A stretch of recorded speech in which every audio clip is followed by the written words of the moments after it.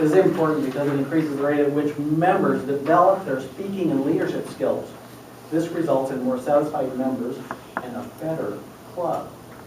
The purpose of this speech is to convince you that good mentoring program is a crucial component of member and club success, and to explain what constitutes good mentoring. Our next speaker has held most of the club officer positions and is a former area governor. He has achieved the Communication Award of Advanced Communication Bronze and the Leadership Award of Advanced Leader Bronze. He'll be presenting the speech entitled Mentoring from the Successful Club Series. Will you help me introduce Rob?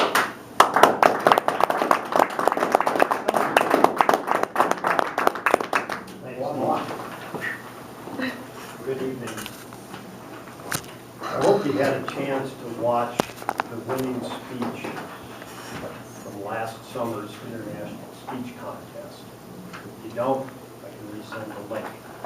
In that speech, Dhananjaya Hettiarachchi from Sri Lanka talked about how when he was 17 years old, he was lost, he was broken, he wasn't quite sure what to do with his life, trouble with the law. He talked about how his parents, his mentors, and Toastmasters helped put him back together and get him on the path to success. In Toastmasters, he found that he really liked public speaking. This motivated him to become a teacher. And now, he's the world champion in public speaking. This is a great example of how mentors can really help us out. A great example of the tremendous difference mentors can make in somebody's life. So what is a mentor? A mentor takes personal interest in somebody's life and helps them on a path to success. They serve as a role model, a coach, a confidant. They offer knowledge, insight, perspective, and wisdom. To me, it's basically being a teacher and a friend. One of the most important things a mentor can do is to help their mentee get up if they take a tumble. I've read a lot about successful people, and they all say they failed. And that what's really important is that you get back up and keep moving. And the mentor can really help with that. There was a member in another club I was in that tried for the first time to fulfill the role of being joke master. That's where you tell a joke or a funny story. They didn't come back for several meetings. We finally called them and asked what the trouble was. And it turns out they were really upset and hurt because nobody laughed at the joke. Well, if we would have been on top of the whole thing with a mentor program, we could have helped her before she got up there and increase the odds that it would be a memorable experience, in a good sort of way. At least we called her, talked to her, said, look, Toastmasters is a place to try these things. It's okay that nobody laughed. Please come back, we'll help you out, and we'll laugh next time. And she did come back. Mentors will ease the transition for new members. This is all new and scary. They'll help the new members more quickly learn the program. There's a lot of stuff here. There's a lot of resources. There's a lot to learn about meeting roles, about officers' roles, how the club works. There's just a lot to learn. A mentor can help communicate the club standards and customs. I've been to several different clubs. They all have a core that's Toastmasters, but a lot of them are different. For example, in my other club, we have some software that assigns roles for the next month. In this club, you talk to Lloyd. And yet, we don't vote on the best speaker in my other club. And that's okay. There's just differences. And so a good mentor can help explain the way you do things in the club. New members will develop confidence at a higher rate because they're learning the skills and the knowledge more quickly. I still remember 40 years ago learning how to downhill ski, or rather going on my first downhill skiing trip. My buddies get me to the hill, the rent equipment, whoosh to the top of the hill, and I stand staring into this steep abyss with zero confidence that I could get to the bottom of the hill in one piece. Indeed, I fell 6 times on the way down to the bottom, and it wasn't a very big hill. I mean, it was Wisconsin. Why should I have confidence? I didn't have a clue. And note that public speaking is a lot harder than downhill skiing. Members will participate more because they're learning more and see more benefits. We all need sometimes a big carrot dangled in front of us, and maybe a little push in the bum to keep going. I know I sure need that sometimes. Mentoring isn't just for new members.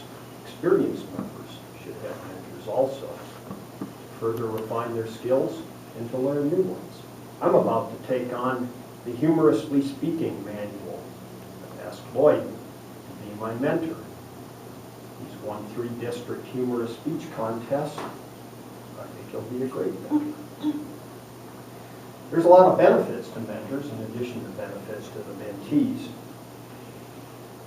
You're going to learn a lot by doing mentoring.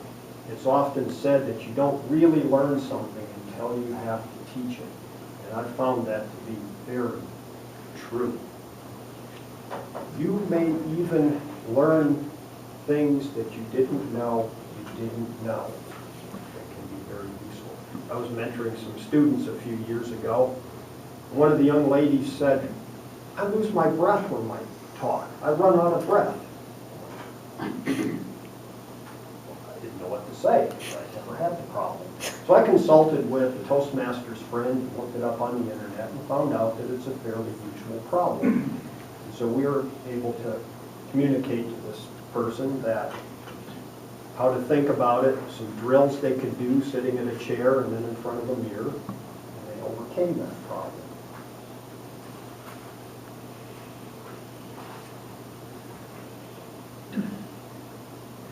You'll remain productive because you are reviewing, reusing your skills, and learning more things. You will be able to do something for someone else, and I think you'll find that to be very rewarding, especially when your mentees progress at a high rate and achieve success. And finally, you'll receive recognition, both from your mentee and from the club. The club has awards it can give out, pins, certificates, that sort of thing. And note that it is probably one of the most significant projects in the Competent Leader Manual.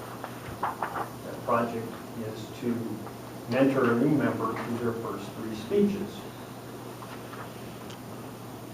There's a lot of benefits to clubs also. Because members are progressing at a higher rate, they'll be more satisfied, less likely to get frustrated. That leads to higher member retention and more members in the club. Let's face it, it's frustrating when you aren't making good progress and stumbling along the way. I'm trying to learn how to skate ski this winter. And there are a lot of days I'd like to take those skis and just feed them into my wood stove because I don't have a mentor. Now I do hire somebody to give me lessons, but that's not every day. And the really cool thing about Toastmasters is you don't have to hire anybody. You just have to ask us. We'd be more than happy to help out. Mentors should have a number of qualities that I think are really qualities that form the basis of any good interpersonal relationship. You should be available. I think mentoring a new member should be maybe 15 minutes a week, maybe a little bit more. Perhaps even more important than that is to remember to reach out to the new member. If you see them taking on a new role, talk to them a little bit about it. If they're going to do a new speech, give them a call and talk to them at the meeting. Be patient. Not every new member is going to have the same enthusiasm that you do and progress at the same rate. Joe told us a wonderful story last week during Table Topics about mentoring at-risk kids. And he's been doing it for quite a few years, it sounds like. To me, that's one of basically a gold standard for patience. Very impressive story. You should be sensitive to your mentor's feelings. When you're encouraging them, don't say things like, good God, I can see why you joined. Rather say something like, I think you can be the best speaker next week. Let's work on gestures, eye contact, and vocal variety. You should be respectful. Let's say you have a member that's really shy. You need to respect that fear and that shyness. And walk them along in little steps. Maybe you need to meet with them before they give their first speech and just do a one-on-one dry run. I'm not sure why it is, but when the audience gets bigger, so does the nervousness and the stress level for most of us. You should be flexible. Not every member is going to solve an issue the same way that you did. Let's say somebody doesn't have access to the internet. Well, you could take them to the library, show them how to get on the internet and access the Toastmasters website. Be supportive, offer advice and encouragement. Tell them how Toastmasters has benefited you. And point out areas where it's already benefited the new member. You should be knowledgeable. If you're going to mentor somebody, you really ought to have some experience. And to me, a few months in the club, give a few speeches, perform most of the roles, you're probably ready to be a mentor. You should have confidence when you're mentoring, and confidence comes from having the knowledge and skills. So that's where the little bit of time comes in being in the club. To me, one of the most important things to have, qualities to have, is to be a good listener. 2 ears, 1 mouth would suggest that we listen twice as much as we talk. Try asking open-ended questions. What do you think about this or that? Try reflective listening. What I hear you saying is that or this. I must admit I have a bit of a problem with listening myself. I want to interrupt and jump right in and solve the problem all too often. That sort of defeats the purpose of helping the person you're mentoring develop their own skills. For example, I'm pretty computer literate. My wife's a computer scientist. So guess who I ask when I have a computer problem? Almost from the get-go, she said, look it up on the internet, which I found rather annoying at first. But having done it for some years now, I find I can solve most of my own problems. So at the end of the day, I'm grateful that she had me do that, because now I don't have to bother her very much. And you should have concern for others. We're all in this same wonderful team together. We're teammates. You help a teammate, the whole team gets better. I must say, 6 months ago, I was ready to forget Toastmasters. Well, one of my friends from Richland and my other club said some nice things to me, encouraged me to keep going, offered to set up an online link, video link, so that I could participate in our meetings. I didn't do that, but just the fact that she expressed that caring and concern remotivated me to get going on Toastmasters again. And here I am, driving, 100 miles from Winthrop most weeks to come to the meetings. And I'm enjoying it, by the way. Mentees need to have some qualities too. They should be eager to learn. That's what we're here for. And like the mentors reaching out, mentees should reach out to their mentor. If you've got questions, a new role, a new speech, get with your mentor. Better to get some input ahead of time and have a better experience than it is to get it afterwards. You know what lasts should show. You should be receptive to input and open to new ideas. Like I said, that's what we're here for, is to get better. Mentees should be loyal and not violate trust or confidence. Trust forms the bottom of the pyramid for any good relationship. You need to guard that like it's a bar of gold. And of course, you should be grateful that a mentor's taking their time to help you out. For me, I'm happy that people I mentor just try and get better. That's more than enough reward. So what are the mentoring steps for a new member? I've handed out a checklist to go with the view graphs that you can all use. I borrowed it from somebody in my other club and added a few things, subtracted a few things. It's probably not perfect. It's a tool. Use it if it's helpful. Modify it if it can be better. I offer it for consideration. At the first meeting, sit with the new member. That allows you to start to get to know them. You can make them feel more welcome. You can answer questions more readily. Orient a new member to the club customs and procedures. What's going on here? Explain it before or after the meeting. Explain how to sign up for roles. Talk to Lloyd or respond to his email. And perhaps most importantly, help with that first speech, that icebreaker. That's a big one for a lot of us. It's scary. Help them with the content. Do a dry run. Help them with the basics. Talk to them about how to get over that nervousness. It's important that first one be a success. It doesn't have to be a home run. All we need is a single, get to first base, see that we can keep going around the bases. At the follow-on meetings, start to make the mentees aware of the tremendous resources, primarily the club website and the Toastmasters International website. Of course, there's a wealth of stuff out on the internet, good speeches on YouTube, and lots of ideas for speeches, that sort of thing. Help them wade through that. There's a lot there. Provide positive feedback. We all like that pat on the back. It feels a lot better when somebody else is doing it. Shoulder on a joint. Explain the responsibilities and importance of keeping commitments. I mean, when I say I'm going to do something, I have to have a really unfortunate incident before I don't get here to do it. But sometimes they happen. Help with follow-on speeches.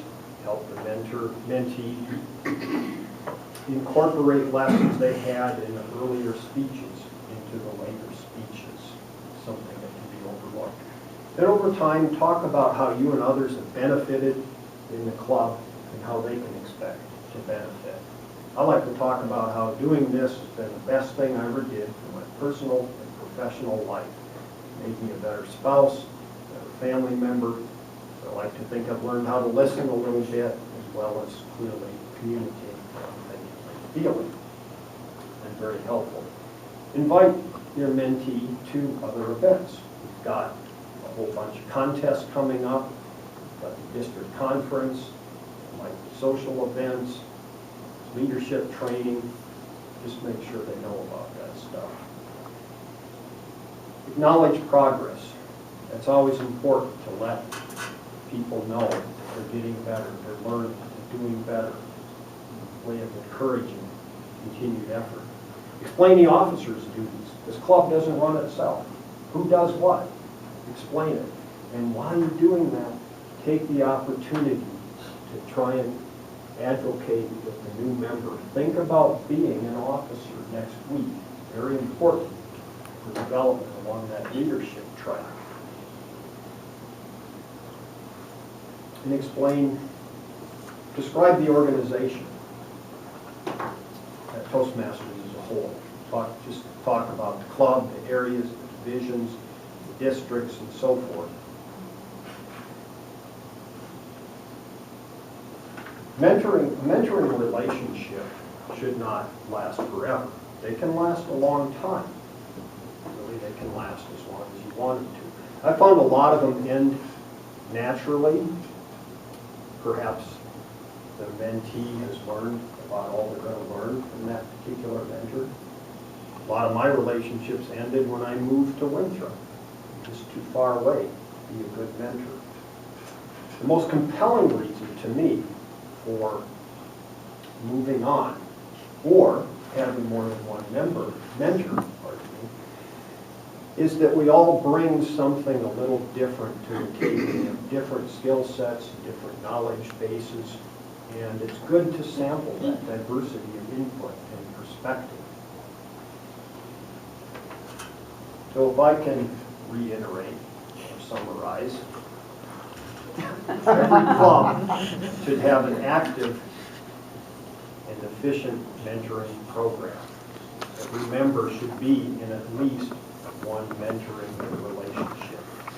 Mentors will learn a lot by teaching, will reward, and helping somebody else. Mentees will progress faster, pick up knowledge and skills more quickly, and have greater confidence. The club will be better because the members are better. And they're progressing faster, there will be less turnover, we'll have more members. Mentees and mentors should have a certain set of qualities that really form the basis for any good interpersonal relationship. Mentoring relationship allows you to work on those. The coolest thing about mentoring in Toastmasters is that it's really easy to get started. All you have to do is ask some of us. We're happy to do it. Please start tonight.